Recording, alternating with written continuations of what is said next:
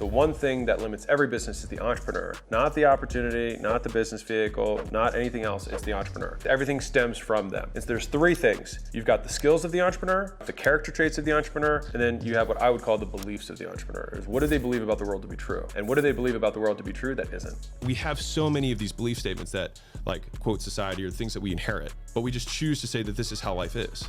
The easiest way to think about this is an analogy, which is if you imagine a ladder, right? Which you've got the ladder of success. Skills on one side, beliefs on the other side, and then you've got character traits in the middle as the rungs. You might have a tremendous amount of skills and great character, but your beliefs are limited. If all of a sudden you see somebody have an overnight success, it's usually because they had two of the three already very, very high level, but they were missing some huge part. Some belief was wrong. So for example, for me, when I went from 2 million to 7 to just under 30 in a matter of like 3 years, I believed things that were true about the world that weren't. And I didn't know that licensing was a model. I didn't know I could expand in that way. And in so doing, I was able to explode because I got into the right vehicle. The vehicle wasn't the limiter. It was me and my beliefs about it. And then as soon as I changed the way I saw the world, I was able to get into a much better vehicle and explode from there. The skills we learn through education. Education comes from repeatedly doing things and learning from that experience. The information that we acquire to learn things comes in a lot of different forms now. The things that I actually invested in: workshops, books, seminars, coaching programs, one-on-one tutors, one-on-one mentorships, and Google. And I would say if I had to allocate amount of time spent learning things, Google was still by far the biggest one. It's funny, the other day I just set up this new widget for our site. I Googled it and I did it in 2 hours. And so I think that the amount of time that elapses between wanting to figure something out and doing something, the more advanced you get, shortens. I remember it took me 3 years to figure out how to build a landing page, and the day I decided to do it, it took me 4 hours. So it took me 3 years and then 4 hours to actually figure it out because I was avoiding the feeling of sucking. And so if you can confront sucking faster and just get over that idea that sucking is a bad thing, then I think you compress the time between you and the skills you want. The highest value I've gotten from was from one-on-one mentorship. It's from people who are far ahead of me that were willing to speak strategically into my life. And that's usually because those people can identify all three of those things. They can identify skill deficiencies, they can identify character trait deficiencies, and they can identify things that you believe that are true that aren't. So that is where I've gotten the most leverage in my life is on, and I've paid $20,000, $30,000 an hour to many, many different people just to have them speak into my life. Right underneath of that, as I was coming up, was joining masterminds. It was the getting around other people, because for me it was very lonely. And so just being around other people doing things, it A, got my competitive drive up because I always wanted to be the best. And seeing people that I didn't think were like better than me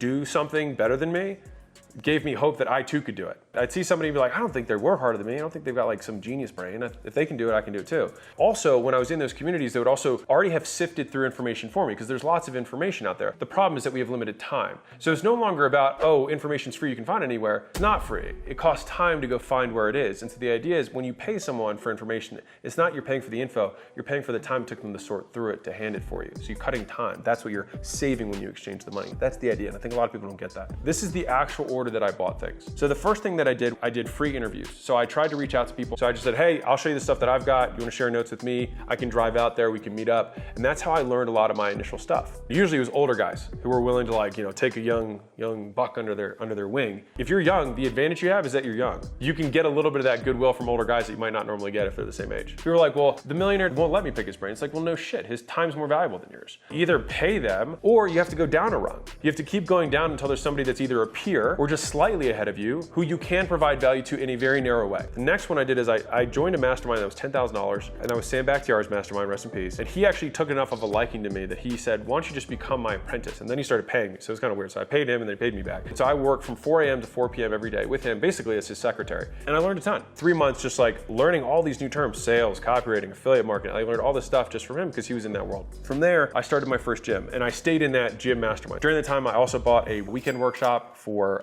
Facebook ads. I learned Facebook ads in a small group of 10 people in 2 days. It was really valuable for me. Then I didn't really do anything for a couple of years. And then I went to Traffic and Conversion Summit. So that was an event. And I just learned more about marketing in general. I got introduced to different softwares that I then started using. And then from there, I kind of got more into the digital marketing world. So I joined some masterminds. In that world, I didn't do coaching programs myself. I actually ended up buying them for teammates. I think the coaching programs are really effective to teach methods. So if there's a method of acquisition you want to learn, whether it's like YouTube ads or Twitter ads or cold calling, whatever it is, Joining a coaching program by other people trying to learn the same thing from somebody who's good is a great way to fast track your success. It just gives you the accountability. It helps you resolve problems faster. What you're buying is speed. It's not that you can't do it on your own. It's that you can do it faster with help. If you're trying to solve a specific problem, finding specific coaching programs is really good. If you've been stuck for a long time, I think that's where like masterminds and one-on-one mentorship is more valuable because you probably have a strategic issue more than a tactical problem. Now, the beliefs kind of get solved concurrently when you're in communities, because the best way to break a belief is to see someone doing what you thought was not real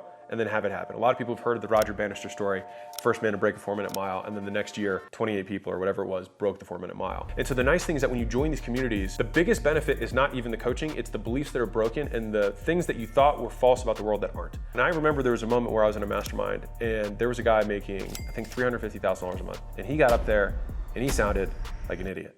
And Layla and I looked at each other afterwards and we're like, if he can do it, we can do it. That was when we weren't even doing that much money. We were probably doing, I don't know, $20,000, $30,000 a month. Like, it was not a lot of money. So when I joined one of the first masterminds, I wanted to get my money's worth. I wanted to get as much out of this as I possibly could. Remember, be everyone's #1 student. I talked to every single person in the mastermind. I set up a call with everybody. And I was like, hey, I'm new. I'm good at sales. That was my first skill that I had. I didn't know how to market. I didn't know ads. I didn't know webinars. I didn't know landing. I didn't know any of that stuff. But I was like, I know how to sell. What I did was I just offered every single person to go over their sales script, edit it the way that I would structure it, and then rewrite them a sales script my way for free. And I did that with everyone. And then what happened is I had all these big stack of IOUs. And then I was like, I want to get into internet marketing. And I was like, Johnny was good at landing pages. Hey, Johnny, remember I have to do that sales thing? Do you think you could help me with landing pages? Sure, man, of course. Okay, what else do I need? I don't know how to run ads. Hey, Sarah, you were really good at running ads. Remember that sales thing I helped you? Sure, of course. And I get one-on-one tutoring from everybody on the things that they're best at because I just gave everyone what I was best at. That's how I did it. You want to become the most valuable person in your network, and then in so doing, you gain access to everyone's network. Like Joe Rogan doesn't need to network. He just is Joe Rogan. And so if he wants access to somebody, he gets access to them because he is valuable. I've never been a fan of like the networking hacks. It's just provide value to people for nothing, and then you will have people who owe you stuff. You've got your skills, you've got your beliefs, and then you've got your character traits. If there's one that is the most important, I do think it's character traits, because the character traits are the wellspring that the other things are founded upon. If you don't have discipline, you'll never be able to actually study anything consistently to gain the skill. If you don't have focus and you're always building a new bridge every week about the new business that you're going to do, it doesn't matter how many skills you have and the beliefs you have about the world. Zuckerberg couldn't start 17 Facebooks. You can only start one and you have to stick with it. And so that takes focus. This is a really important point. If you have a trait, and this is where it's helpful to have communities of other people and ideally mentors, et cetera, who can speak in your life. And there's not even that many mentors who have the social awareness to say, I don't think you have integrity. I don't think you have focus. I don't think you have discipline. I don't think you have work ethic. I don't think you have drive. I don't think you have empathy. I don't think you have patience. Like, these are virtues, these are character traits that people want to embody. And so you're like, how do you develop these traits? You don't develop a character trait. You act in accordance to what someone with that character trait would do. And you do it despite being uncomfortable doing it. So I'll give you an example. I was walking the other day with Layla. I was like, God, I'm so impatient. I was labeling myself as impatient. And I've probably, that's been something I've believed my whole life. I was like, yeah, I'm impatient. I'm an impatient person. I'm go, go, go, go, go. But I also want to be a more patient person. I want to be wiser. I want to be more long-term thinking. And she said, you're not impatient. And I was like, what do you mean? I was like, all I want is for all this stuff to go faster. And she's like, yeah, but you're not changing direction. All your actions are one of somebody who is patient. So the fact that you're uncomfortable being patient does not mean you are impatient. It means you're just patient. And so your internal feelings about what you're doing have nothing to do with the trait. And so you think about the reverse of that, where someone's like, I'm super disciplined, except they don't do anything that's disciplined. And you're like, no, you're not. They're like, no, but I feel good. Like, yeah, but you're not disciplined. You have no evidence to support that you were disciplined. The idea of building a character trait is not, do I have the character trait or do I not have the character trait? It's to what extent do I have the trait? And so if you can think about character traits that way, then you can start reverse engineering the character traits that you lack. And this is really hard, because one of the things that I see with entrepreneurs all the time is that what will happen is that they will feel bad about something, and then they will want to change something in their business to make themselves feel better. They take those emotions and then they try and feel better by erratic behavior that's non-directional, and then they break their original strategy. The more willing you are to endure discomfort for an extended period of time based on a decision that you made in the past because you know it's better for your future, means you are more patient. Character traits, even more than any of them, are a pursuit of perfection that we will never attain. But in understanding it that way, you can see it as a journey of trying to stack up wins in your favor. You do the thing, and you do it so many times that at some point you look back and you realize, you know what? I do this most of the time. I guess I do own this trait. And then you can label yourself as a patient man, a wise man, a kind man. And I think in doing that, you ultimately tap into the wellspring that allows you to grow beyond your dreams.